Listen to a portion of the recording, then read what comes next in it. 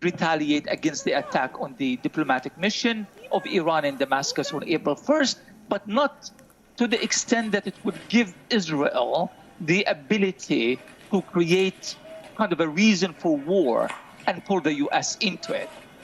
Well, meanwhile, cutting short a weekend stay, the U.S. president has returned to the Oval Office for an urgent meeting with his national security team.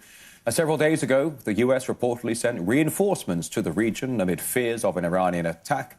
Our correspondent Caleb Moppin is across developments. The United States has been fully committed to backing up and supporting Israel, providing it with weaponry and providing it with diplomatic cover at the United Nations Security Council since October 7th and beforehand. Now we have the United States basically announcing before today's events happened that they would stand with Israel in such a circumstance and that they would not accept the idea that Iran had the right to retaliate for the destruction of its consulate in Damascus. Here's what we heard from U.S. State Department officials and the U.S. president. We are devoted to the defense of Israel. We will support Israel. We will help defend Israel. And Iran will not succeed. We continue to be concerned about the risk of escalation in the Middle East, something we have been working to mitigate and contain since the attacks of October 7th, and specifically about the threats made in recent days by Iran against the state of Israel and the Israeli people. You saw the president make clear yesterday that we stand in strong support of Israel's security against these threats. Now, it's important to note that at this time, we understand that Biden is preparing to address the United States. Give an address to the American people. He did cut his weekend trip short to meet. All right, guys, as you can see, the situation very dire on the ground. And I have already been in contact with 3 different intelligence sources out of the Middle East, 2 out of the Middle East, 1 out of the United States. And I am hearing very interesting information. One coming intel that would actually come from dealing with the situation with Iran and their alleged retaliation. Well, I shouldn't say alleged retaliation. They are retaliating. There's definitely no question about that whatsoever. They have retaliated. They sent in quite a few drones. They've sent in ballistic missiles. But from Middle East intelligence, outside of Israel, I have been told that the situation that is happening inside of that was from the attack from Iran actually hitting in Israel there, the images that you're seeing there. Actually hitting their targets. Now, the United States and the British Air Force both have intervened to help down quite a few of the drones that were sent in, and it is believed that the Iranians sent in the drones first, and then the ballistic missiles, so that they would kind of arrive at the same time to kind of overwhelm the Iron Dome system, so that some of their missiles would actually reach their target. Which it does appear that at least a couple actually have reached the target, according to this one video that we just shared with you now. But anyway, from Iranian intelligence, I have actually learned that if Iran truly was going an all-out attack on Israel, they would not have only sent 100 drones. They would have sent 800. Between ballistic missiles and drones, they would have sent 800, with Hezbollah also launching a massive attack, and also the Houthi rebels. They would have done it from every direction. I was also told from that source of intelligence from that region of the world there that the other issue that Israel is facing with Iran, or excuse me, that Iran was facing, that the government there was under extreme pressure from the Iranian generals to have some sort of retaliatory response to Israel for attacking the consulate office next to the Iranian embassy in Damascus, Syria. However, this is definitely not going to calm down just because of their strike that they have done. This is only going to cause Israel to come out and leash out a massive, massive strike on Iran in retaliatory strike there without any question whatsoever. Now, we do have, well, I say they're going to release that. Let me back up for just a moment. There could be, of course, Israel may do some retaliation there. and it still could be a tit for tat, and it could begin to calm back down. It's still very early to tell exactly which direction this is going to go in, but and this is the Iron Dome dealing with the missiles coming in from Lebanon, if I'm not mistaken, is what that video footage there is. Let me see, we may have a little bit more on that as well. Let me pause that video there so it doesn't keep continuing to make the sound.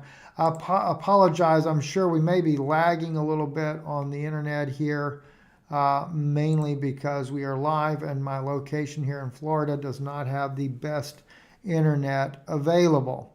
But at any rate there, oh goodness, we had more and more different strikes coming in, etc.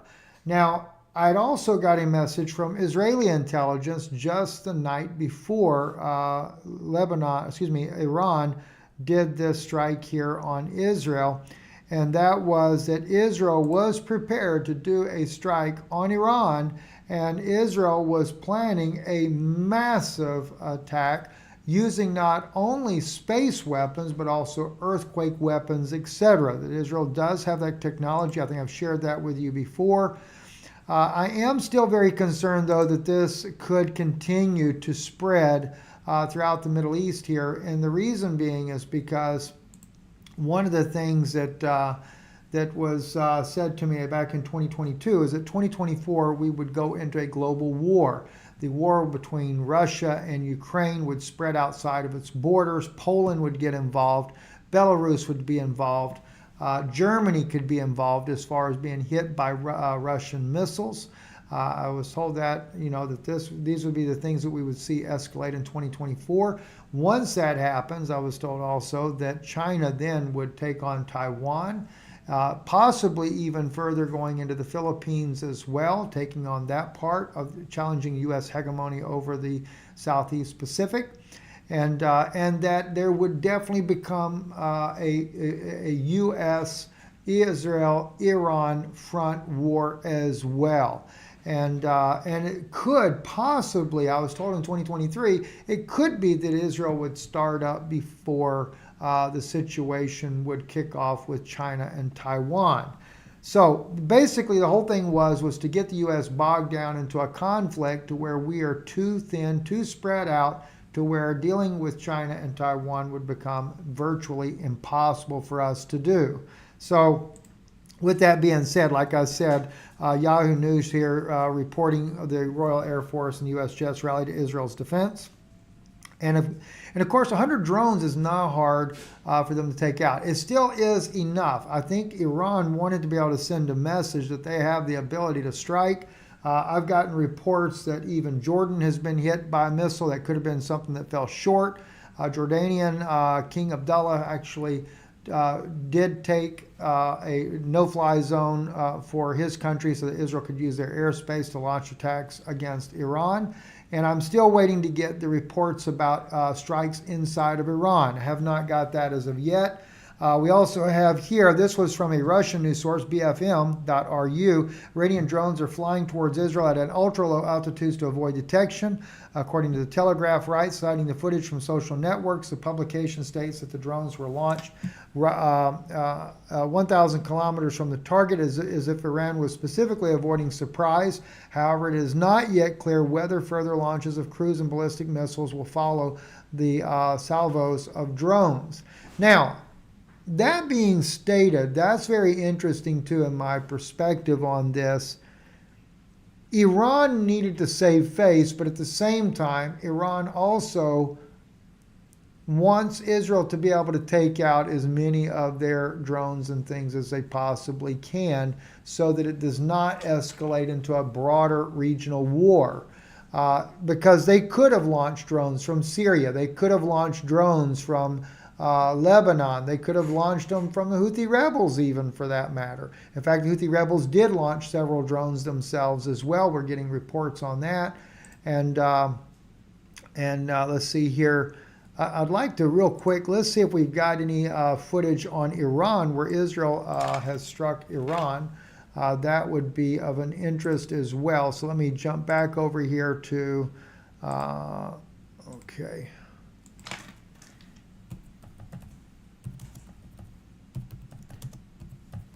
Because we know that Israel has been retaliating already also on Iran. And so the question is are we getting any video footage of Iran being struck by those weapons? Another thing too, keeping in mind the situation that I said to you that Israeli intelligence was sharing with me is that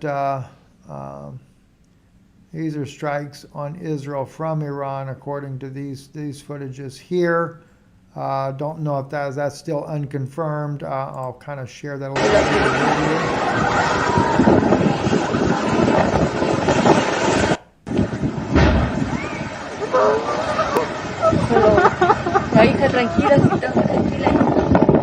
Okay, that is, it may not be from Iran. That could be from Hezbollah, just overwhelming the Iron Dome system.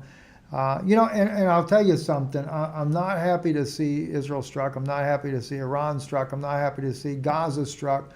I'm just not for the loss of life, period. And so at the same time, I want to make sure that we make that clear. But you cannot, I'm telling you, we cannot for a moment think that all these little children and mothers that have died in Gaza, that their souls are not crying out, just like in the case of Abel, that his blood cried out from the earth. And Cain, God comes to him and he says, your blood crieth from the earth. And he said, am I my brother's keeper? Well, yeah, he was. And the thing is there these little souls that have died ruthlessly. And granted, the souls of Israelis have died on the 7th of October as well. But there again, it is so obvious that it's an inside job of some sort that it cannot even, Israelis themselves clearly identifying that. So what was all this about? Was this really to bring about this coming of a Mashiach, the Messiah himself? Jesus came already and the people didn't seem to get it. So so it's really sad what we're seeing, what we're witnessing right now, and I'm trying to see if we have any type of footage there where Israel has retaliated on Iran. And Israel, they may not have done that as of yet, or that those video footages may be very minimal. Now, by the way, this video footage right here of missiles coming in Jerusalem over the Dome of the Rock, that is one of the first time ever of that being seen there. That is just something you normally don't see in Jerusalem, because even the Arabic world does not want to see the Dome of the Rock get hit, or the risk of it getting hit. I do know that my good friend Gary Lowry, who's been on our program before here on Israeli News Live, he sent me quite a few messages, and of course, Gary had seen multiple visions over the years there of this type of war that would come against Israel there. And I'm going to see real quick, because I'd gotten some recent text from him. Let's see here.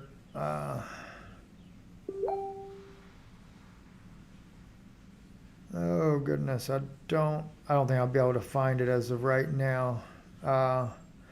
One of the things I will tell you though, and I remember Gary telling me about this, the Dimona nuclear power plant would actually come under attack, as well as Tel Aviv and Jerusalem. And that was something that he had seen by vision many years ago. And we had Gary on here before. We've talked about it. He had a dream where he saw Hebrew priests underground, and they were speaking Hebrew, but he said, but I couldn't understand. And they said after many years they had found it, and they were singing a song, and the thing was a weapon. It consisted of mirrors forming concentric rings that looked like an expanded cup, and instead it was an egg-shaped metal object that was a nuclear weapon, and the whole thing made a neutron bomb, and Israel was going to use it against Iran. That's what Gary, and I remember this. I remember Gary sharing that even here on Israeli News Live a long time ago with us there. He said, I saw a map of Israel and saw the path of 3 missiles and a huge explosion looking like a yellow 5-point star appeared over Tel Aviv. These are some of the things. The Dimona nuclear power plant was attacked, and the city also, and Tel Aviv was hit with 3 guided missiles. These are some of the other ones that he spoke about that he had in his dream there. This was back, by the way, in the dream of 2012. Every Israeli had a phone notifications to evacuate Jerusalem to 5 miles out. There was no such thing then. Now there is. Right? I remember one time Gary's intel was so accurate in one of the dreams that he had. I say intel, dreams that he had there, that the Israeli intel people that I knew wanted to talk to him directly. So, Brother Gary, God bless you, brother. I apologize. I haven't had a chance to talk to you as of yet. But anyway, there are just so much going on. Also, Elizabeth, I want to thank her. She sent me, in, as well as my FEMA contact, too, that there were 8 barges, I believe, that broke loose and damaged a dam, I think here in the United States. That happened here, different, like I said, different people sending me intel here. Just give you, this is some of my FEMA intel information. 15-minute ballistic missiles headed to Israel, reported coming in of a hypersonic, which I don't know if that's, by the way, that could be what this missile is here. I was wondering. You see how fast that rascal comes in. That reminded me of a hypersonic missile. Let's kind of play that again. So it could be that that was a hypersonic missile. And it may be that that's really where they're just trying to make their point there. Long-range surface-to-surface missiles from Yemen. Massive alert rockets attack in Israel. Ballistic missiles, 272, according to what the report has here. Damascus is under attack. East Israel under attack. Nuclear facility in Israel under attack. Medium-range ballistic missiles headed towards Israel. U.S. bases under attack in Iraq. Jordan direct hit. 70 additional missiles headed towards Israeli. Dozens of casualties reported in Israel. Cruise missiles still headed to Israeli airspace. 7 ballistic missiles have struck the airbase in East Israel. So these are things that you're not going to necessarily see on social media unless someone is close enough to be able to see that type of event, that type of stuff there. So let's see here. We'll just see if we can go back to the latest here just to kind of find out what's going on there. And listen, by the way, while you're on here, please subscribe to the channel, Israeli News Live. Hit the notification bell. You may think you're subscribed, but YouTube is very bad about unsubscribing all of our people that come on board here. That's why our numbers fall the way they do. They unsubscribe about 1,000 people a month, intentionally. So, and also too, just as a reminder, let's see here. And also too, please keep in prayer Russell Bentley. Russell Bentley is missing in action. He is presumed captured by the Ukrainians, and I've reached out through some of the channels that I have, trying to see if we can get his release secured in any way. At least some people can put some pressure out there for Russell. I know he's very outspoken, but he's a Christian, and God love him for whether we agree or disagree with his views. When I look at this whole thing in Ukraine and Russia, to me, neither side is a good side there. They're pitting the people against each other. And these are really brothers against brothers fighting each other. And that's what's really sad. Now, I agree with Russell, though. There are a bunch of neo-Nazis in the Azov battalion that, to me, are not really real Ukrainians either. But they're out there. This has really become a horrible situation. And so, but I'd ask you to pray for him. And also to join our Patreon channel, Israeli News Live. We're about to be doing a fascinating video here. I saw a prophetic insight from this right here, the deaf community coming in support of the Palestinians. That is a biblical prophecy. that nobody has ever paid attention to. I didn't know about it. I mean, I knew about the prophecy, but I didn't realize that this was about to fulfill in modern times. So I'm going to be doing a special broadcast tonight on our Patreon channel. That's patreon.com/Israeli News Live. So definitely join us over there. We would love to have you there. And we thank you for being on here tonight. I will be keeping up with this. I've got, like I said, I've got intel pouring in from all different parts of the world tonight. I will update you on any things that I have later tonight as well. And I will be watching very closely. I ask you to pray for all sides involved here. I have many, many friends that live in Israel. I'll be reaching out to them as well to know their safety, to know that all, are they safe? And in fact, Roddy Brown's sending him a message right now. And their loved ones there. It's a very tense time, and I know that Roddy would be soliciting your prayers for the people of Israel right now, because they are under attack, and and the loss of life would be tragic on either side. Also, Shimon Tov,